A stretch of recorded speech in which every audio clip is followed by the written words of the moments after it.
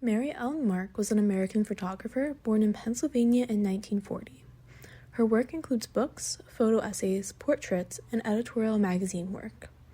This work focuses mainly on people, showing the world's different cultures and those often overlooked by the majority of society. When she died in 2015, her husband, Martin Bell, took on the task of representing her life's work in a book that took over 4 years to make, called The Book of Everything. This book weighs over 16 pounds and has over 850 pages, including around 600 pieces of her work of the over 2 million piece photos that she took.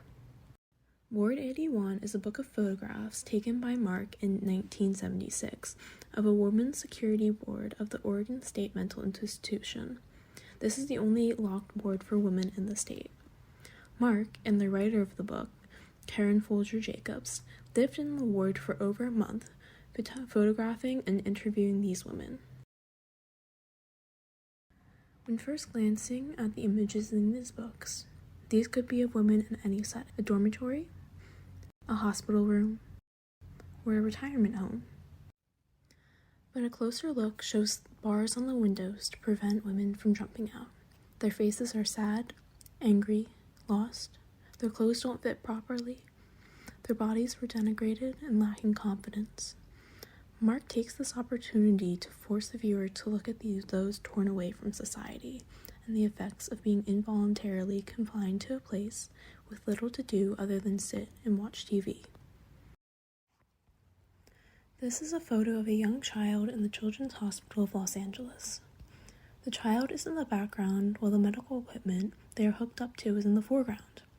This gives the appearance of the child being much smaller and almost unimportant as the viewer's eye drifts to the equipment, which is large and standing out, while the child seems to almost blend into the couch.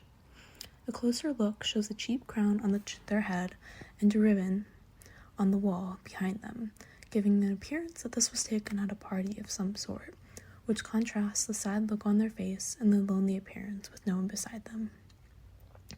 This, along with other photographs of pediatric healthcare in the US, India, and Iceland, among other countries, demonstrates the differences in healthcare for children around the world and allows viewers to see the state of pediatric care when they might not in their daily life. This is another ethically evaluative photo by Marks. It depicts a blind man and his dog on the streets of New York City in the 1960s.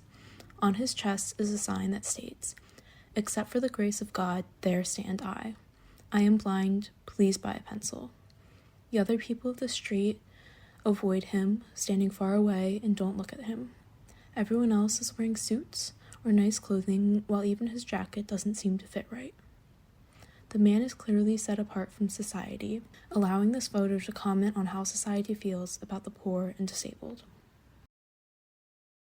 Mary Ellen Mark dedicated her life to capturing the lives of those unwanted and overlooked by society, bringing their lives to the viewer through her images and commenting on the state of society through her work.